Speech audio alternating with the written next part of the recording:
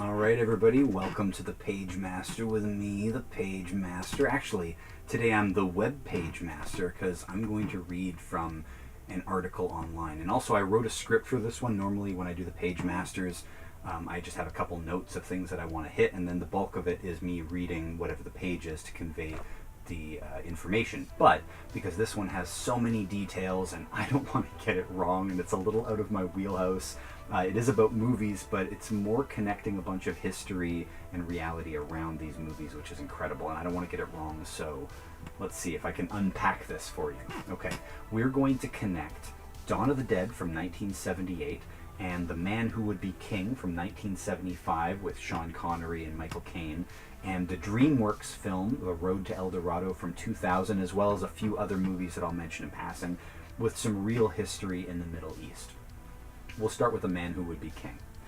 The original story of The Man Who Would Be King is by Rudyard Kipling. It's a short story that was optioned into a movie in 1975 starring Sean Connery and Michael Caine as two British expatriate soldiers who stay in Afghanistan, deciding to be gods to the locals and steal all of their money, basically. They get caught and killed by the end of the film. Spoilers for 1975. But the real craziness is that the novel was based on a bunch of real stories and real people. But before we get into that, let me also add one other layer of intrigue to The Man Who Would Be King. So a moment ago, I said they were in Afghanistan, and technically I think that's correct. And I said it because then you would, broadly speaking, you'd understand where we are in the world. But if I actually said the story takes place in Kafiristan, like that's where it actually takes place, it's a northeastern mountainous region in Afghanistan, and if I had said Kafiristan, you wouldn't have likely known where that was. Well, it gets weirder, actually, than that, because in a way, Kafiristan is like a Shangri-La or an El Dorado at the time that the story gets written. It's a lost place that's almost mythical. In the 1800s, there wasn't a Wikipedia article to read up on, and most knowledge that people were getting from that region at that time would come from like spies or adventurers or con men. So while Kafiristan did indeed exist, it's not actually mythical in any way. It wasn't really known so much, so that even until 1995, outlets like the New York Times would refer to it as mythical. Now, why is that? So, Kipling wrote his novel in 1888. About 7 years later from that, the emir decided that he wanted every village to convert to Islam, and he forcibly relocated the people to another province. And the ones who remained converted to Islam. The land and the people were renamed Nuristan, and the people were renamed the Nuristani. So this is like a real lost civilization that was erased off the map, and I just think that adds another layer of intrigue to this story for where it takes place.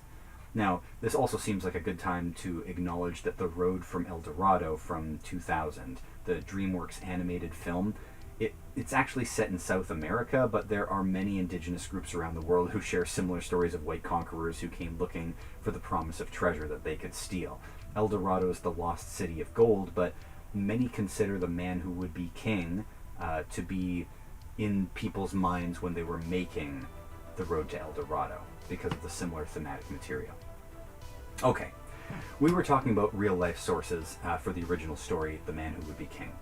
Some of those stories were also novelized or turned into movies, like this character James Brooke, who became the White Raja of Borneo. His life was the main inspiration for the Joseph Conrad novel Lord Jim, which was subsequently turned into the film Lord Jim in 1965, and then again, another film based on his life, The Edge of the World, was made in 2021. Now, there are others, historical figures that we could reference, but none are more prevalent or likely for inspiration than our next example. The Man Who Would Be King was largely based on the real-life adventures of Josiah Harland, who did indeed stay in Afghanistan and was employed by the local Shah or Emir as a mercenary to run his army for him, and afterwards was bestowed upon him and all of his sons the title of Prince of Gore. He was a White Raja at that time. Josiah was a weird guy, and his life was pretty remarkable. He was engaged to a girl, but when she dumped him for another guy, he fled America entirely. The whole country he left. Like, he's like one of the first incels on record. And then he went to foreign lands to make death and violence as a sort of career, I guess, and talking his way to power and money. For example, in his youth, he was a voracious reader and used his home-studied knowledge of medical journals and textbooks to convince the East India Trading Company that he was a doctor. But he was not a doctor. He worked for powerful sultans and emirs who would cut off the noses and ears of the subjects that displeased them.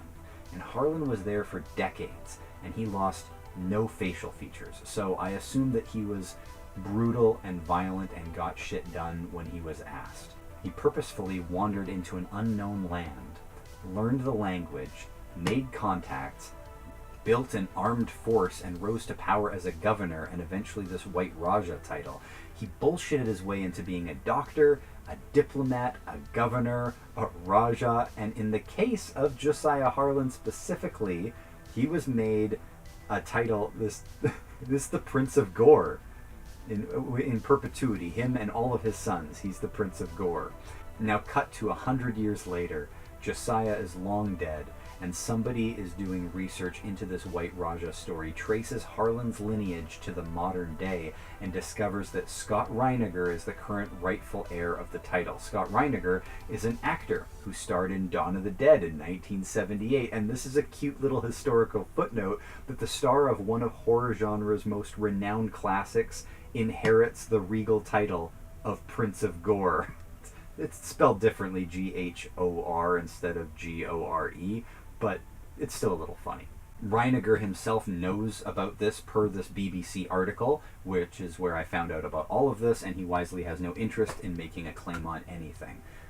The article reads, quote, Scott Reiniger, who appeared in the 1978 movie, is the great-great-great-grandson of Josiah Harlan, the first American to set foot in Afghanistan. As a result of a treaty Harlan signed, his heirs are granted the title Prince of Gore in perpetuity. Reiniger only found out his title after UK journalist Ben McIntyre published a book on his ancestor's life. Quote, my reaction initially was that it seemed incredibly surreal, Reiniger told BBC World Service's Outlook program. He discovered he was the prince of the western province of Gore when his younger brother, who's named Harlan, emailed him after reading reviews of McIntyre's book. McIntyre said he was as surprised as Reiniger himself to find Harlan's descendant was a cult horror star. Quote, I'd rather assumed that I'd done my best to track down his descendants, he said, but as Josiah Harlan had only one daughter, it was extremely hard to find them, and frankly, we'd given up, so I was absolutely thrilled, end quote. But Reiniger said he has no intention of claiming his title officially, and added that he felt his brother should have it anyway. Quote, he has the name, and he's the historian in the family, he said, so I think he should really have the title. McIntyre, who had been examining the history of Afghanistan's troubles in the wake of September 11th, decided to investigate after he found that Josiah Harlan's name continually cropped up. Harlan was a Pennsylvania-born adventurer who traveled to Afghanistan in the early 19th century, having sworn never to return to the U.S. after an incident in Calcutta left him stranded. That's not actually what I read on Wikipedia. He left America and vowed never to return to the U.S. after that lady dumped him. He headed to Afghanistan with the intention of being made a king. He soon met up with Afghanistan's exiled king, to whom he was contracted to stir up rebellion in Kabul. He was skilled at playing two sides against each other and continually switched his allegiance, but his skill as a military general was noted, and the emir of Kabul, Dost Muhammad Khan, made him commander-in-chief of Afghanistan's army. In the winter of 1839, Khan asked him to take on a prince on the other side of the Hindu Kush with 4,000 men, 600 camels, and an elephant. The mission formed the basis for Rudyard Kipling's book, The Man Who Would Be King, which, in a further Hollywood twist, made as a film starring Sean Connery. It was during this expedition that Harlan struck his deal with the Hazaras, and in particular, Refi Beg, the Prince of Gore at that time. Harlan agreed to return with a large trained army with which they could conquer Refi's neighbors. In return, Refi agreed to hand over sovereignty over Gore to Harlan and his heirs in perpetuity. McIntyre explained the treaty remains in effect, although it would be a brave man who attempted to reassert his claim to be the Prince of Gore at this stage. So, there you go.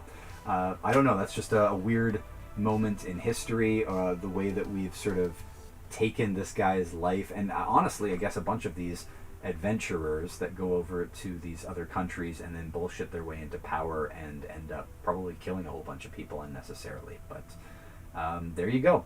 From Dawn of the Dead, and the man who would be king, and the road to El Dorado. It's all connected. I'll see you guys next week.